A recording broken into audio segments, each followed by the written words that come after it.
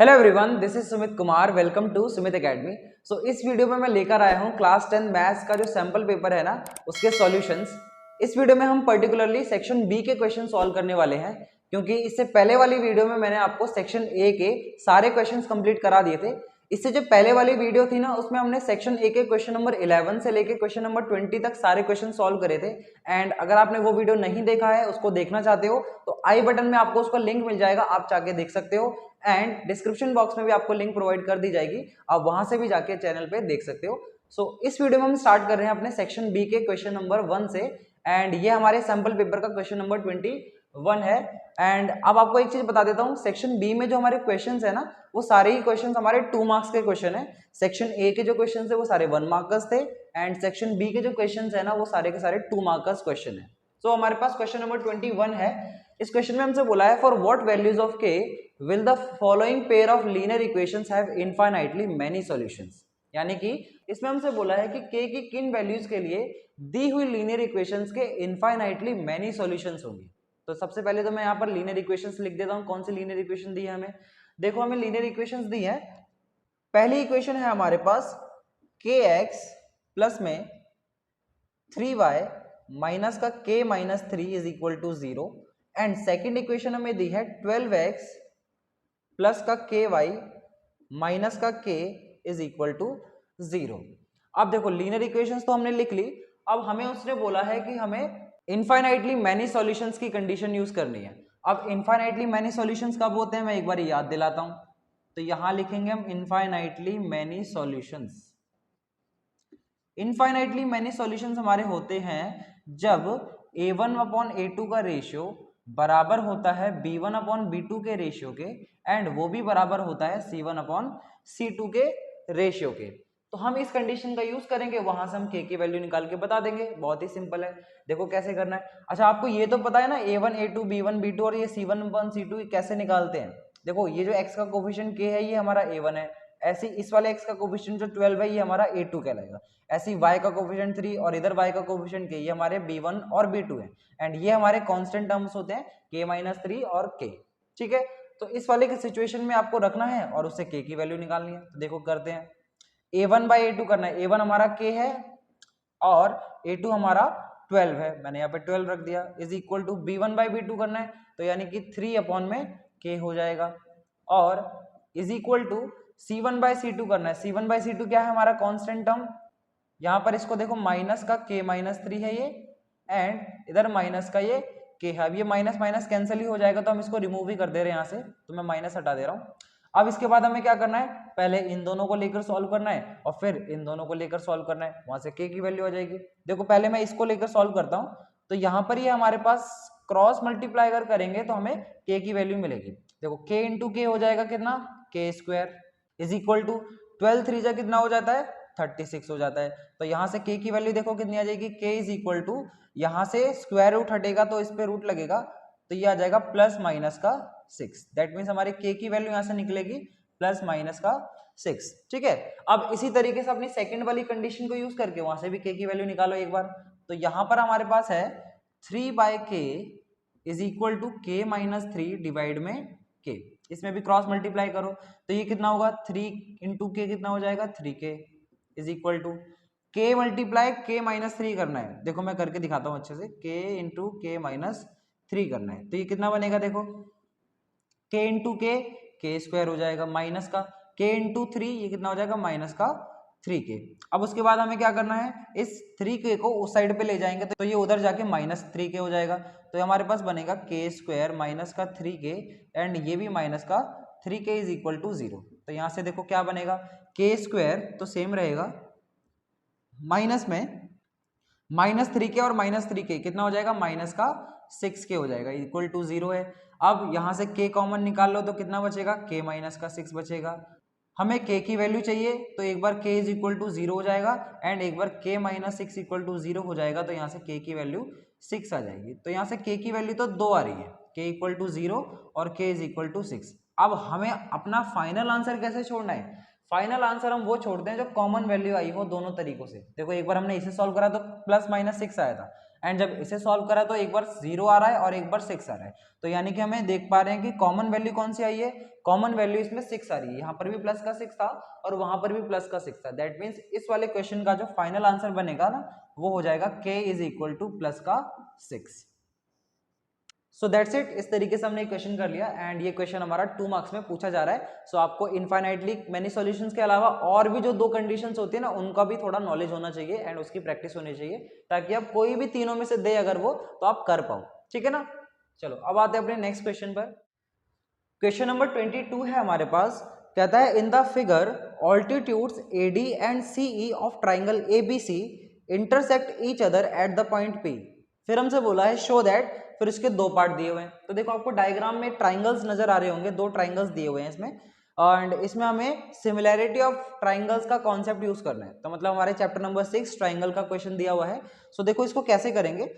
आप question number 22 में ना 2 पार्ट है, एक क्वेश्चन तो ये वाला है एंड इसके बाद एक और में भी करके दिया हुआ है। मैं आपको दोनों सॉल्व कराऊंगा, आपकी मर्जी होगी, आपको जौन सा अच्छा लगे या जौन सा इजी लगे आप उसको सॉल्व कर सकते हो। एंड मैं तो अभी आपको दोनों क्वेश्चन सॉल्व कराऊंगा। तो देखो फर्स्ट वाले में हमसे बोला है इन the figure altitudes AD and CE of triangle ABC intersect each other at the point P। तो मैं एक बार डायग्राम बना लेता हूँ। देखो डायग्राम में हमें क्या बोला है, हमारे पास डायग्राम दिया हुआ है ऐसे करके,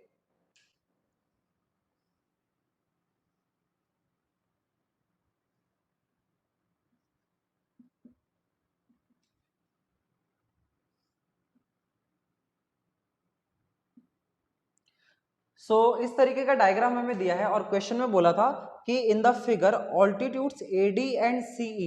देखो AD और CE जो है ना ये ऑल्टीट्यूड्स हैं। ऑल्टीट्यूड कहने का मतलब होता है कि ये ना 90 डिग्री का एंगल बना रही हैं और इन दोनों ने एक दूसरे को P पॉइंट पर इंटरसेक्ट करा है, जैसा कि हम देख सकते हैं। फिर हमसे क्वेश्चन में बोला है शो दैट ट्राइंगल ABD जो है ना, फर्स्ट पार्ट में बोला है ट्राइंगल ABD वो सिमिलर है triangle CBE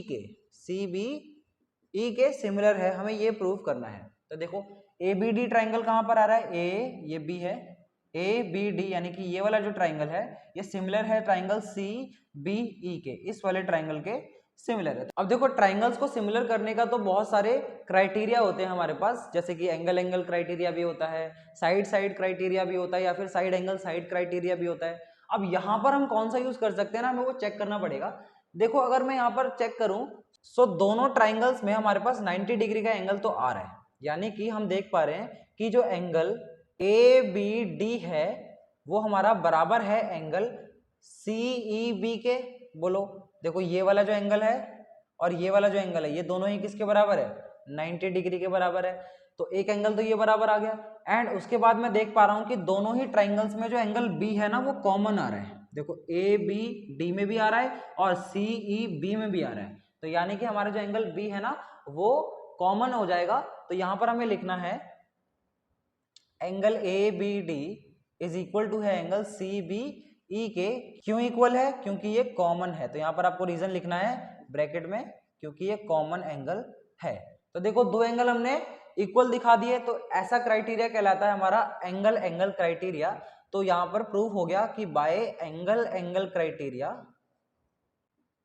triangle ABD is similar to triangle CBE। तो हमने आसानी से अपने दोनों ट्राइंगल्स को सिमिलर प्रूव कर दिया। अब इसी तरीके से इसका सेकंड पार्ट भी करना है, उसमें भी हमारे पास 2 ट्राइंगल्स को सिमिलर करने के लिए दिया है। देखो मैं इसको मिटाता हूं।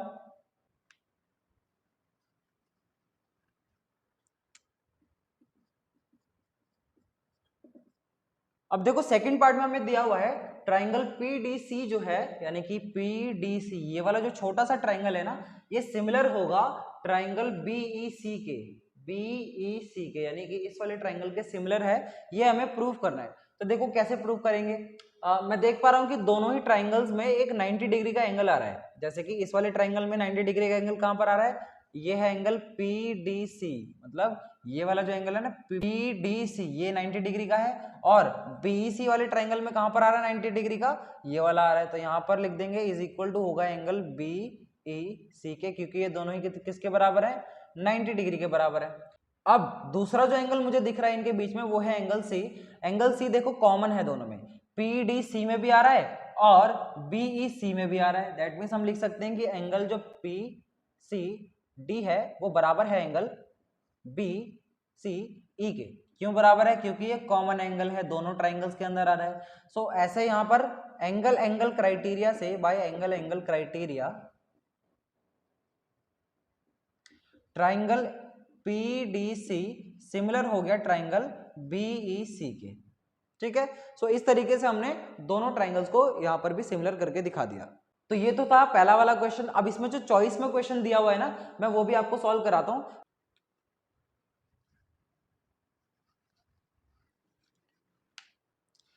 सो चॉइस वाला क्वेश्चन हमारे पास है। इस क्वेश्चन में हमसे बोला है कि in the figure DE is parallel to AC, मतलब DE जो है वो AC के पैरेलल दिया हुआ है, एंड इसी तरीके से DF जो है वो पैरेलल है AE के। तो prove that BF upon FE is equal to होगा BE अपॉन EC। ये चीज हमें प्रूव करके दिखानी है। तो देखो कैसे करेंगे। अब यहां पर हमारा जो पहला थ्योरम है ट्राइंगल चैप्टर का, दैट इज बीपीटी थ्योरम, या जिसे हम थेल्स थ्योरम के नाम से भी जानते हैं, वो यूज होने वाला है। आपको देख के पता चल ही गया होगा। तो देखो कैसे यूज करना है। हम लेंगे सबसे पहले इन ट्राइंगल ABC, देखो ABC वाले ट्राइंगल में जो DE है ना वो AC के पैरेलल है, ये दिया हुआ है। तो यहां पर लिखना है in triangle ABC DE is parallel to AC। अब अगर पैरेलल है तो बीपीटी थ्योरम क्या कहता है कि BD अपॉन DA बराबर हो जाएगा BE अपॉन EC के, है ना, यही होता है बीपीटी थ्योरम। तो क्या करेंगे हम, यहां पर हमें लिखना है BD upon DA is equal to हो जाएगा BE अपॉन में EC के, क्योंकि ये कौन कहता है, ये कहता है थेल्स थ्योरम, या फिर जिसे हम बीपीटी थ्योरम भी कहते हैं। तो यहाँ पर मैंने लिख दिया बाय बीपीटी थ्योरम, और इस चीज को मैं फर्स्ट इक्वेशन मान लूंगा। ठीक है यहां तक। अब सेकंड वाला ट्राइंगल लो ABE, इस ट्राइंगल में हमारा जो DF है वो AE के पैरेलल दिया हुआ है। तो आपको लिखना है इन ट्राइंगल ABE जो हमारा DF है वो पैरेलल है AE के। अच्छा, अगर DF AE के पैरेलल है तो BD अपॉन DA बराबर होगा BF अपॉन FE के। तो देखो हम ये लिखना है BD अपॉन DA बराबर हो जाएगा BF अपॉन में FE के। देखो हो जाएगा ना। अब ये क्यों होगा, क्योंकि ये भी बीपीटी थ्योरम ही कहता है। अब इसको मुझे सेकंड इक्वेशन बोल देना है। अब देखो ध्यान से ऑब्जर्व करो, फर्स्ट और सेकंड इक्वेशन में BD अपॉन DA की वैल्यूज आई है, मतलब BD upon DA BA upon EC के बराबर है। ऐसे सेकंड वाले में BD upon DA BF upon FE के बराबर है। तो इस केस में क्या होगा भाई, ये दोनों जो चीजें ना, ये और ये आपस में क्या हो जाएंगी, इक्वल हो जाएंगे। तो हमें क्या लिखना है, from equation number 1 and equation number 2 we have, हमारे पास क्या आएगा, BF अपॉन FE बराबर हो जाएगा BE अपॉन EC के, है ना, सही है ना। तो देखो यही चीज तो हमें प्रूव करनी थी। हमें 2 प्रूफ में बोला था BF अपॉन FE बराबर होना चाहिए BE अपॉन EC के। तो देखो हमने प्रूफ भी करके दिखा दिया। तो 2 मार्क्स के लिए आपको इतना छोटा क्वेश्चन तो दे ही सकता है CBSE। तो इस तरीके के क्वेश्चन भी हमने बना लिया। अब आते हैं अपने नेक्स्ट क्वेश्चन पर। क्वेश्चन नंबर 23 है हमारे पास। इसमें हमसे बोला है 2 concentric circles are of radius 5 centimetre and 3 centimetre, find the length of the chord of the larger circle which touches the smaller circle. मतलब जो हमारा चैप्टर नंबर 10 है दैट इज सर्कल्स, उससे क्वेश्चन दिया हुआ है। एंड इसमें हमारे पास कॉन्सेंट्रिक सर्कल्स की बात हो रही है। अब कॉन्सेंट्रिक सर्कल्स होते कैसे हैं, दिखने में कैसे हो, तो कॉन्सेंट्रिक सर्कल्स ऐसे होते हैं दिखने में, मतलब एक बड़ा सर्कल और एक छोटा सर्कल होता है, एंड उनका जो सेंटर होता है ना वो सेम होता है। ऐसे सर्कल्स को हम कहते हैं कॉन्सेंट्रिक सर्कल्स, आप देख सकते हो। एंड यहाँ पर हमारे पास 2 सर्कल्स है ना, उनमें से एक की रेडियस 5 सेंटीमीटर है एंड दूसरे की रेडियस 3 सेंटीमीटर है। तो मैं जल्दी से कॉन्सेंट्रिक सर्कल्स यहाँ पर बना के दिखाता हूँ। देखो एक तो बड़ा सर्कल है हमारे पास एंड एक उससे थोड़ा छोटा सर्कल है इस तरीके से। ठीक है, ये सर्कल नहीं लग रहा, इसको थोड़ा मिटा देते हैं एंड इसको थोड़ा ऐसा बनाते हैं। ठीक है, देख लेना ऐसे ही बनेगा डायग्राम। अब जो बड़ा वाला सर्कल है उसकी रेडियस हमें 5 सेंटीमीटर दी है, यानी कि जो बड़ा सर्कल है, मान लेते हैं इनका जो सेंटर है वो तो O है। ठीक है, अब बड़े वाले की रेडियस कितनी है 5 सेंटीमीटर और छोटे वाले की रेडियस कितनी है 3 सेंटीमीटर। हमसे उसने बोला है find the length of the chord of the larger circle, मतलब हमें लार्जर सर्कल की कॉर्ड की लंबाई निकालनी है जो कि स्मॉलर सर्कल को टच कर रही हो। तो देखो एक कॉर्ड बना लेते हैं यहाँ से, तो ये रही बड़े वाले सर्कल की कॉर्ड इस तरीके से, जो कि छोटे वाले सर्कल को यहाँ पर टच करके जा रही है। अब मान लेते हैं ये जो कॉर्ड है इसका नाम ए बी है एंड जिस पॉइंट पर टच किया है वो पॉइंट पी है। अब इसके बाद क्या करना है, इनको ज्वाइन करो ऐसे करके और ऐसे करके इसे ज्वाइन करो। देखो ये जो थी ये बड़े वाले सर्कल की रेडियस है जो कि हमें 5 सेंटीमीटर दी है, ये छोटे वाले सर्कल की रेडियस है जो कि हमें 3 सेंटीमीटर दी है। एंड क्वेश्चन में हमें फाइंड करना है कि ए बी की लेंथ बता दो, ए बी जो कॉर्ड है ना उसकी हमें लेंथ फाइंड करने के लिए बोला है। तो देखो कैसे करना है आपको। अब एक बात सुनो, ये जो ओपी है ये एक परपेंडिकुलर होगा, मतलब यहाँ पर 90 डिग्री का एंगल बन रहा होगा, एपी पर ये परपेंडिकुलर है। अब जितना एपी होगा उतना ही पीबी होगा क्योंकि यहाँ पर ये परपेंडिकुलर बनाना है। तो अगर हम किसी तरीके से एपी की वैल्यू निकालें ना तो उसी का डबल करके हमें पूरे एबी की वैल्यू भी मिल जाएगी। तो देखो कैसे करना है हमें, यहां पर सबसे पहले तो लिख लेते हैं कि let A B the chord of the larger circle which touches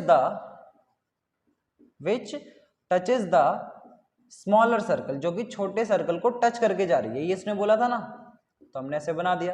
अब in triangle O A P में देखो, in triangle O A P मैं क्या कर सकता हूं, इस ट्राइंगल में पाइथागोरस थ्योरम को अप्लाई कर सकता हूं क्योंकि 90 डिग्री बन रहा है, इस वजह से अप्लाई कर सकते हैं। तो यहां पर लिखना है पाइथागोरस थ्योरम से, पाइथागोरस थ्योरम में क्या होता है, हाइपोटेनस का square is equal to base का स्क्वायर प्लस परपेंडिकुलर का स्क्वायर। तो देखो यहाँ पर हाइपोटेनस कितनी है हमारी, ओ ए है, तो ओ ए का स्क्वायर इज इक्वल टू होना चाहिए एपी का स्क्वायर यानी बेस का स्क्वायर प्लस में परपेंडिकुलर यानी कि ओपी का स्क्वायर। अब देखो ओ ए कितना है हमारे पास, ओ ए है 5, तो 5 सेंटीमीटर का स्क्वायर। एपी हमारे पास है क्या, एपी तो नहीं है, वही निकालना है हमें, तो एपी स्क्वायर हो जाएगा प्लस ओपी स्क्वायर है क्या हमारे पास, यानी ओपी की वैल्यू तो 3 है, तो यहाँ पर हो जाएगा 3 का स्क्वायर। अब देखो ये 5 का स्क्वायर कितना होता है 25 is equal to AP square, तो एक बी स्क्वायर रहेगा प्लस में 3 का स्क्वायर कितना होता है 9 हो जाता है। तो यहाँ से एपी की वैल्यू कितनी आ जाएगी, AP square is equal to कितना आ जाएगा 25 माइनस का 9, एंड यहाँ से सॉल्व कर ले तो AP square is equal to 25 में से 9 जाएंगे तो बचेगा 16, एंड एपी की वैल्यू यहाँ से कितनी आ जाएगी, अब 16 किसका स्क्वायर होता है, 4 का स्क्वायर होता है, तो दैट मीन्स हमारा एपी की वैल्यू आ जाएगी 4। सो एपी हमारा कितना आ गया 4 सेंटीमीटर आ गया। अब क्योंकि मैंने आपको बताया था कि अगर एपी आ जाएगा तो उसी का डबल अगर कर देंगे तो पूरा एबी मिल जाएगा। सो एबी के लिए आपको क्या करना है, एबी इज इक्वल टू होगा 2 टाइम्स ऑफ एपी, है ना। सो डबल कर देते हैं, देखो ये कितना आ जाएगा 2 मल्टीप्लाई में 4 सेंटीमीटर यानी कि 2 4 8 सेंटीमीटर हमारे एबी की लेंथ होगी। और ए बी हमारा क्या था, कॉर्ड था बड़े वाले सर्कल का, तो बड़े वाले सर्कल की जो कॉर्ड है उसकी लेंथ 8 सेंटीमीटर आ रही है हमारी। एंड इस तरीके से क्वेश्चन हमने पूरा फिनिश कर लिया, ठीक है। अब आते हैं अपने नेक्स्ट क्वेश्चन पर। क्वेश्चन नंबर 24 है हमारे पास, इसमें हमसे बोला है if cot theta is equal to 7/8 then evaluate 1 plus sine theta multiply 1 minus sine theta divide में 1 प्लस कॉस थीटा मल्टीप्लाई में 1 माइनस कॉस थीटा। यानी कि हमारे पास ट्रिग्नोमेट्री चैप्टर से एक क्वेश्चन दिया है, बहुत ही सिंपल क्वेश्चन है, हमें ये चीज दी हुई है एंड इसकी हमें वैल्यू फाइंड करके बतानी है। तो देखो क्या करना है आपको, 1 plus sine theta multiply 1 minus sine theta. देखो यहाँ पर आपको एक फॉर्म नजर आ रही होगी a plus B and a minus B, यानी कि a plus B into A minus B का जो फॉर्मूला होता है हमारा that is a square minus का b स्क्वायर, वो यहाँ पर हम अप्लाई कर सकते हैं। सेम चीज आपको नीचे भी दिखाई दे रही है, देखो 1 प्लस कॉस थीटा यानी कि a plus B multiply 1 minus cos theta यानी कि a माइनस का b, तो यहाँ पर भी a square minus b square वाला फॉर्मूला यूज हो जाएगा। तो मैं यहाँ पर फॉर्मूला यूज करता हूँ, ये बन जाएगा 1 माइनस का साइन स्क्वायर थीटा, क्योंकि 1 का स्क्वायर तो 1 ही आता है, तो साइन का स्क्वायर हो गया साइन स्क्वायर थीटा डिवाइड में 1 plus cos theta multiply 1 minus cos theta कितना हो जाएगा 1 माइनस का कॉस स्क्वायर थीटा। अब देखो 1 माइनस साइन स्क्वायर थीटा हमें पता है क्या होता है, हमारे पास एक फॉर्मूला होता है ना sine square theta plus cos square theta is equal to 1, तो वहीं से हमारे पास एक फॉर्मूला बन जाएगा 1 minus sine square theta is equal to होता है कॉस स्क्वायर थीटा। एंड इसी तरीके से 1 माइनस कॉस स्क्वायर थीटा का भी फॉर्मूला वहीं से बन जाएगा that is sine square theta. अब देखो इसको मैं कैसे लिख सकता हूं, देखो दोनों पे स्क्वायर है ना, तो मैं इसको ऐसे लिख सकता हूं cos theta divide by sine theta इस पूरे का होल स्क्वायर। अब cos theta divide by sine theta में पता है एक फॉर्मूला होता है हमारे पास कॉस बाय साइन बन जाता है कॉट थीटा, तो ये बन जाएगा कॉट थीटा का होल स्क्वायर। अब कॉट थीटा की वैल्यू आपको क्वेश्चन ने दे रखे थे, कॉट थीटा हमारा बराबर है 7/8 के, तो ये हो जाएगा 7/8 का होल स्क्वायर, एंड इसका होल स्क्वायर खोल दे तो 7 का स्क्वायर 49 डिवाइड बाई 8 का स्क्वायर 64, एंड ये हमारा आ जाएगा फाइनल आंसर। सो इस तरीके से क्वेश्चन नंबर 24 भी हमारा हो गया फिनिश। एंड अब आते हैं अपने नेक्स्ट क्वेश्चन पर। अब हमारे पास है क्वेश्चन नंबर 25, एंड ये क्वेश्चन सेक्शन बी का लास्ट क्वेश्चन है। बेसिकली इसमें 2 क्वेश्चन दिए, चॉइस वाला क्वेश्चन भी है, वो भी मैं आपको सॉल्व करा दूंगा। सबसे पहले हमें बोला है find the perimeter of a quadrant of a circle of radius 14 centimetre. मतलब हमारे पास एक क्वाड्रेंट है एंड उस क्वाड्रेंट का हमें पेरीमीटर फाइंड करना है, और उस क्वाड्रेंट की जो रेडियस है वो 14 सेंटीमीटर बताइए। देखो क्वाड्रेंट कैसा दिखता है, देखो ये हमारा पूरा सर्कल होता है, जैसे क्वाड्रेंट का मतलब होता है 1/4 पार्ट, मतलब यहां से लेके ऐसा, तो ये जो है ना हिस्सा, ये हमारा क्वाड्रेंट कहलाता है। तो क्वाड्रेंट बेसिकली हमारा इस तरीके से दिखता है। अब पेरीमीटर की बात कर रहे हैं तो पेरीमीटर का फॉर्मूला क्या बनेगा, देखो पेरीमीटर ऑफ क्वाड्रेंट है ना। अब देखो ये क्या है, ये हमारी रेडियस है, यहां से लेके यहां तक ये भी रेडियस है, तो r प्लस आर कितना हो जाएगा 2r हो जाएगा, प्लस ये हिस्सा क्या होता है, ये हमारे आर्क है, आर्क की लेंथ कैसे आएगी, देखो पूरा जो सर्कल होता है उसका सर्कमफ्रेंस कितना होता है 2πr होता है, एंड ये जो क्वाड्रेंट है इसको हम क्या बोलते हैं 1/4 बोलते हैं। तो हमारे पास पेरीमीटर ऑफ क्वाड्रेंट का फॉर्मूला बन सकता है 2r प्लस में 1/4 मल्टीप्लाइड 2πr। अब इसको थोड़ा और सॉल्व कर ले तो ये कैसे हो जाएगा 2r प्लस में इसको कैंसिल करो 2 1 जा 2 2 2 जा 4, तो आ जाएगा πr/2, एंड यहाँ पर अब अपनी वैल्यूज पुट कर लेते हैं, आंसर निकाल लेते हैं। देखो रेडियस कितनी बताई थी, रेडियस हमें बताई थी 14 सेंटीमीटर, तो यहाँ पर 14 सेंटीमीटर रखना है, ये हो जाएगा 2 × 14 प्लस पाई की वैल्यू कितनी होती है 22/7 होती है, मल्टीप्लाई में r कितना है हमारा 14 है, और इसके नीचे में डिवाइड में 2 चल रहा है। अब सॉल्व कर लो, देखो 7 1 जा 7 7 2 जा 14 हो जाएगा, एंड ये हो जाएगा देखो 2 × 14 28 हो जाएगा, प्लस में 22 को मल्टीप्लाई करना है 2 से, एंड डिवाइड में उसके पास है 2। अब इसको सॉल्व करना है, देखो 2 से 2 कैंसिल हो जाएगा, तो ये कितना आ जाएगा 28 प्लस का 22, एंड इसको अगर हम प्लस कर ले तो ये आ जाएगा कितना 28 + 22 कितना 50 सेंटीमीटर है ना, 50 सेंटीमीटर आ रहा है। सो इस तरीके से हमारा पेरीमीटर ऑफ क्वाड्रेंट आ जाएगा 50 सेंटीमीटर। सो क्वेश्चन नंबर 25 का जो पहला वाला है ना वो तो हमने कर लिया, अब इसका चॉइस वाला क्वेश्चन देखते हैं वो क्या दिया हुआ है। सो क्वेश्चन नंबर 25 में जो चॉइस वाला क्वेश्चन है उसमें हमसे क्या बोला है, कहता है find the diameter of a circle whose area is equal to the sum of the areas of the 2 circles of radii 24 centimetre and 7 centimetre. देखो मतलब समझो इसका क्या बोल रहा है, हमारे पास एक सर्कल है जिसका हमें डायमीटर फाइंड करके बताना है, तो डायमीटर तो तब आएगा ना जब हमारे पास रेडियस होगा। सो मान लेते हैं इसकी जो रेडियस है वो r है। अब इस वाले सर्कल का जो एरिया है ना वो बराबर है 2 छोटे छोटे सर्कल के एरिया के बराबर। मतलब हमारे पास एक सर्कल है जिसकी 24 सेंटीमीटर की रेडियस है, एंड दूसरा सर्कल है जिसकी 7 सेंटीमीटर की रेडियस है, एंड इनका जो एरिया का सम है ना उनको प्लस करने पर हमारे पास इसका एरिया आता है बड़े वाले का। तो देखो इसको हम क्या बोल देते हैं, इसको हम r1 बोल देते हैं, एंड इसको हम क्या बोल देते हैं r2 बोल देते हैं, ताकि इनको हम डिफरेंशिएट कर पाए। अब देखो एरिया ऑफ सर्कल क्या होता है, एरिया ऑफ सर्कल होता है हमारा πr²। तो देखो πr² इज इक्वल टू कितना हो जाएगा πr1², क्योंकि इस वाले का फॉर्मूला r1 सा होगा, प्लस इस वाले का फॉर्मूला क्या होगा πr2²। देखो तीनों में पाई पाई पाई है तो पाई को कैंसिल कर सकते हैं हम ऐसे, तो ये कितना बनेगा r² is equal to r1 का स्क्वायर, r1 कितना है हमारा 24, तो 24 का स्क्वायर करना है, प्लस में r2 कितना है 7, तो 7 का स्क्वायर करना है। 24 का स्क्वायर कितना होता है 576, प्लस में 7 का स्क्वायर कितना होता है 49 होता है, और यहाँ पर r² चल रहा है, तो r² इज इक्वल टू कितना आ जाएगा, इनको प्लस कर लें तो ये कितना आ जाएगा, प्लस करके ये आ जाएगा 625 है ना। अब हमें r² चाहिए, देखो r² इज इक्वल टू कितना हो जाएगा, अभी 625 किसका स्क्वायर होता है, ये होता है 25 का स्क्वायर, तो दैट मीन्स स्क्वायर से स्क्वायर कैंसिल, तो r इज इक्वल टू कितना आ जाएगा 25 सेंटीमीटर हमारा रेडियस निकल के आ जाएगा। लेकिन क्वेश्चन में हमसे उसने बोला था कि डायमीटर फाइंड करके बताओ, तो डायमीटर भी निकाल लेते हैं। डायमीटर बराबर होता है 2 × r के, मतलब रेडियस का डबल कर दो तो डायमीटर आ जाता है, तो यहाँ पर हम मल्टीप्लाई कर लेते हैं 25 से, तो कितना आ जाएगा 25 दूनी 50 सेंटीमीटर इसका डायमीटर आ जाएगा। सो ये वाला जो सर्कल है ना इसका डायमीटर कितना आ रहा है 50 सेंटीमीटर आ रहा है, ठीक है। सो इस तरीके से हमने क्वेश्चन नंबर 25 भी अपना कर लिया खत्म। सो इसी के साथ हमारा जो सेक्शन नंबर बी है उसके सारे क्वेश्चंस हो जाते हैं खत्म। नेक्स्ट वीडियो से हम करेंगे सेक्शन सी के क्वेश्चंस। तब तक के लिए थैंक यू सो मच इस वीडियो को देखने के लिए। अपने फ्रेंड्स के साथ जरूर शेयर करें एंड चैनल पर अगर सब्सक्राइब नहीं करा हुआ है तो चैनल को प्लीज सब्सक्राइब करें एंड इस वीडियो को अपने फ्रेंड्स के साथ जरूर शेयर करें। Thank you so much everyone.